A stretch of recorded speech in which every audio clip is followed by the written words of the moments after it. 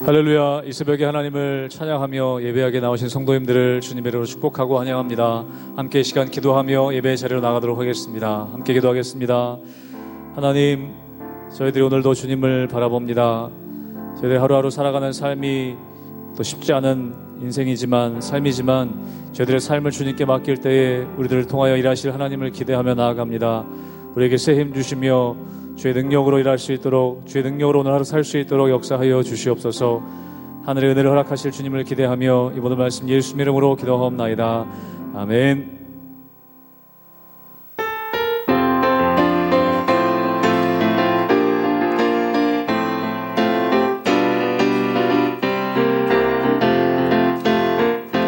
내 진정 사모하는 친구가 되시는 구주 예수님은 아름다워라. 산 밑에 백합하여 빛나는 새벽별 주님 영원할 길 아주 없도다.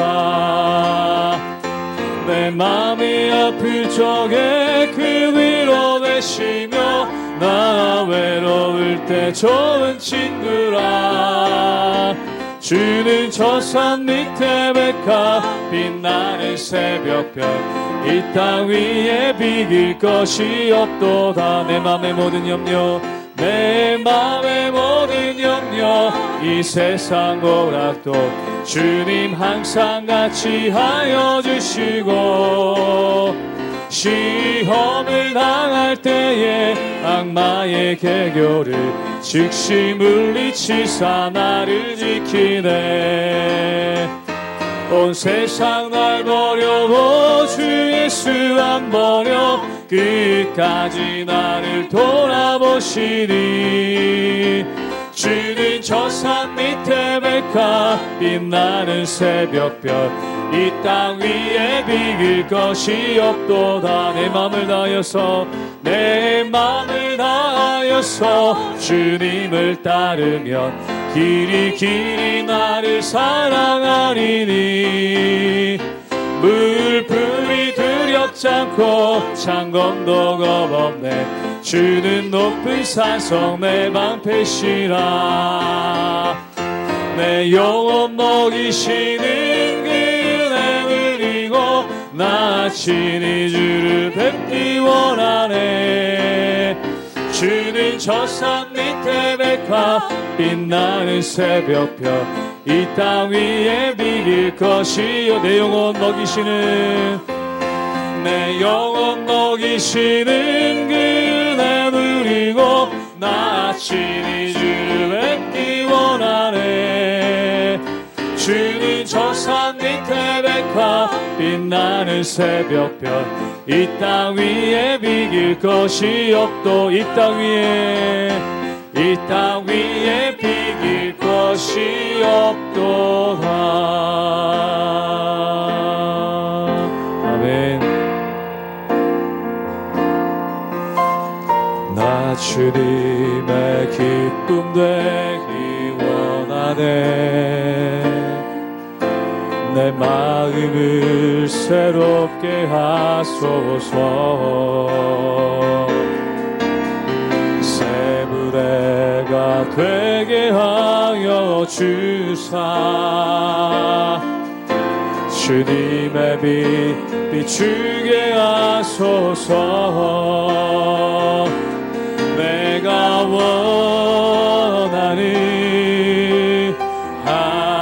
한가지 주님의 기쁨이 되는 것.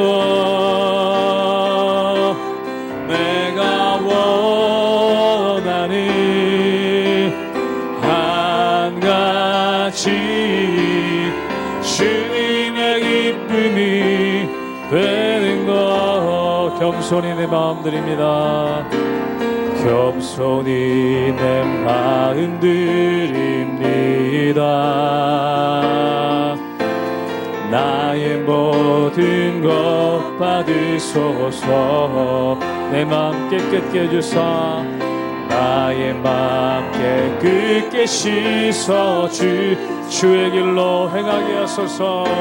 주의 길로 행하게 하소서. 내가 원하는 한 가지 주님의 기쁨이 되는 것. 내가 원하는 한 가지 주님의 기쁨이 되는 것. 내가 원하는 한 가지, 내가 원하는 한 가지 주님의 기쁨이 되는 것. 내가 원하는 한 가지 주님의 기쁨. 우리 마음을 다하여 다시 한번 고백하기 원합니다. 내가 원하는 한 가지, 내가 원하는 한 가지 주님의 기쁨이 되는 것. 내가 원하는 한 가지 주님의 기쁨이 되는 것.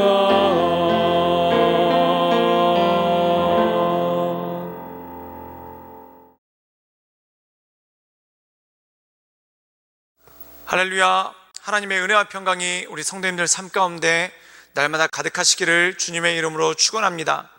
오늘 말씀 가운데 보면은 이스라엘 백성들에게 하나님의 말씀이 임했습니다.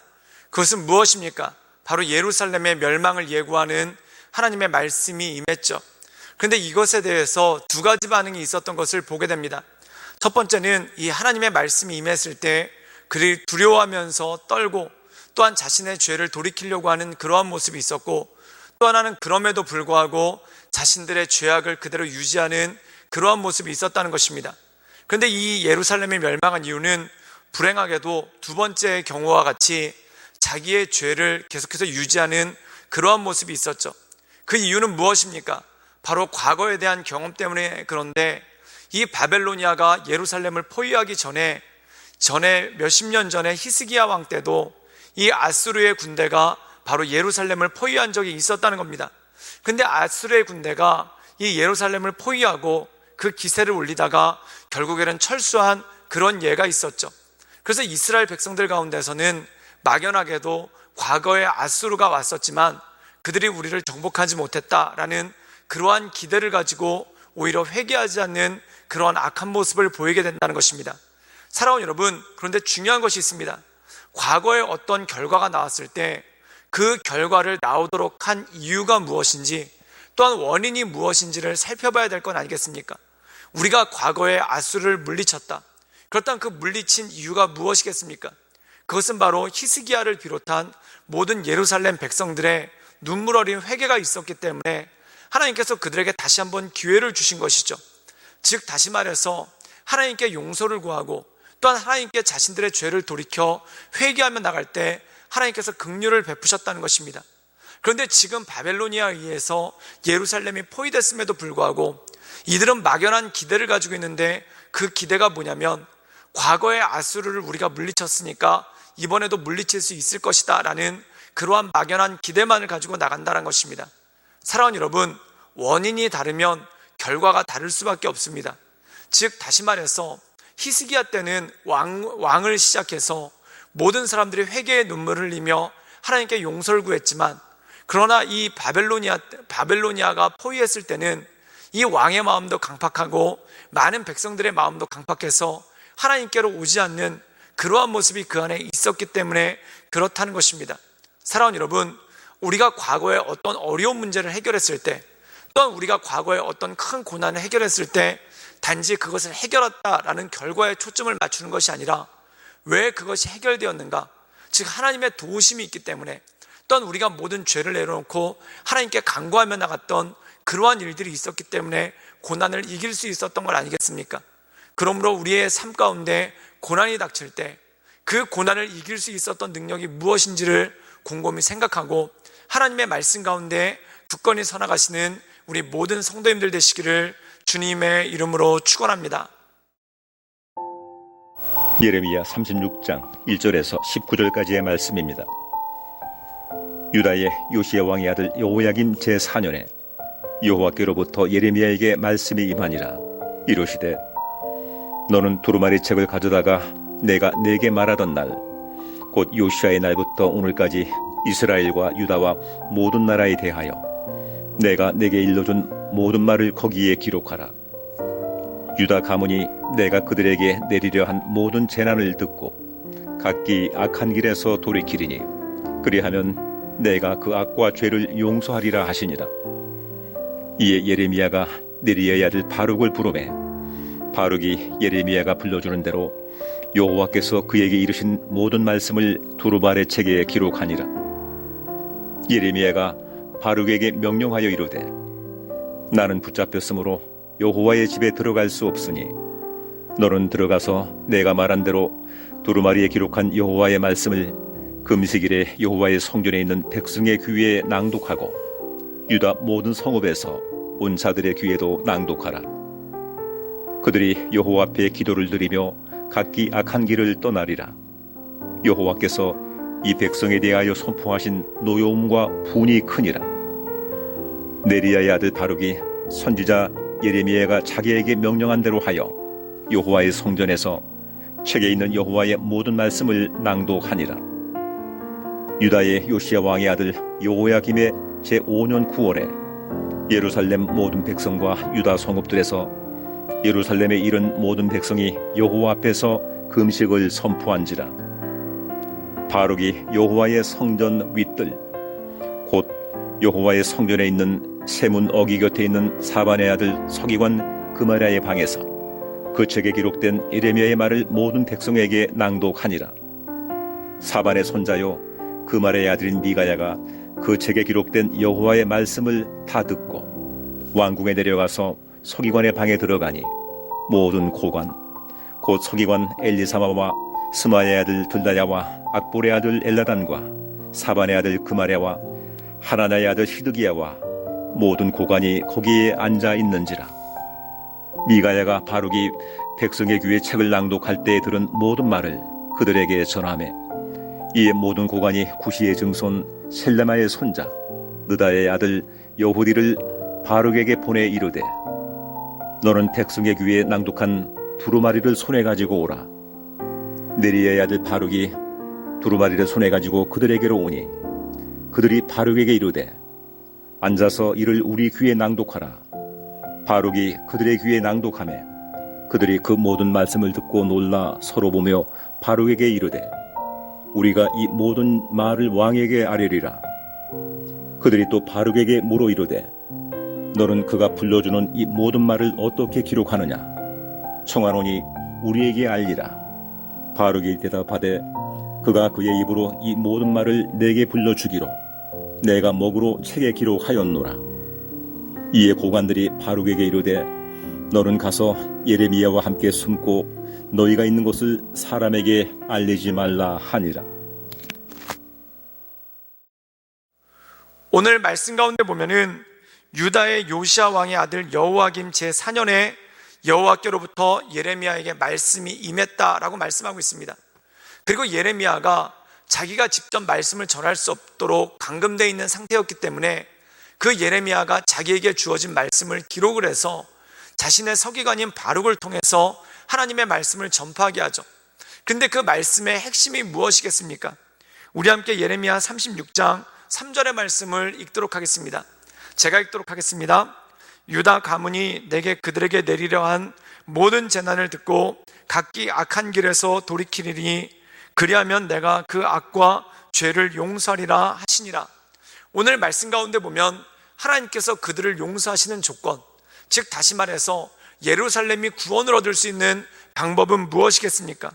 그것은 바로 그들이 죄에서 돌이킨다면, 또한 회개하고 자복하며 하나님의 말씀 가운데 서기로 작정한다면 하나님께서 이 모든 것들을 이기게 하신다라는 말씀이 그 안에 있다라는 것입니다. 사랑하는 여러분, 이 말씀은 과거에 이스라엘 백성들이 아수르에 포위되었을 때 히스기야를 비롯한 모든 왕과 그 다음에 귀족들과 그리고 모든 백성들이 하나님께 회개했습니다. 그때 구원을 받았죠. 그것과 똑같은 말씀입니다. 지금 바벨론에 의해서 예루살렘이 위협받고 있는데 이것은 무엇입니까? 너희가 회개하고 주 앞에 나가면 이 모든 것들을 이길 것이다 라는 말씀이 그 말씀 가운데 전해졌다는 것입니다. 이 말씀을 통해서 이 바룩이 예루살렘 성전에 나가 모든 백성들한테 알리고, 또한 이 바룩과 미가라는 사람이 이스라엘 민족의 모든 고관에게도 이 말씀을 전파했다는 겁니다. 그런데 이 이스라엘의 고관들은 이것을 어떻게 받아들였을까요? 우리 함께 예레미야 36장 16절의 말씀을 읽도록 하겠습니다. 제가 읽도록 하겠습니다. 그들이 그 모든 말씀을 듣고 놀라 서로 보며 바룩에게 이르되 우리가 이 모든 말을 왕에게 아뢰리라. 오늘 말씀 가운데 보면은 귀가 열려있던 고관들에게, 또한 귀가 열렸던 귀족들이 이 하나님의 말씀을 깜짝 듣고 깜짝 놀라서 이것을 왕에게 알리고자 합니다. 근데 이들이 왕에게 알리면서 어떤 일이 벌어졌을까요? 예레미야 36장 19절에는 이렇게 말씀하고 있습니다. 이에 고관들이 바룩에게 이르되 너는 가서 예레미야와 함께 숨고 너희가 있는 곳을 사람에게 알리지 말라라고 합니다. 이것은 무엇입니까? 예레미야와 이것을 전파했던 바룩에게 숨으라고 얘기합니다. 그 이유가 뭘까요?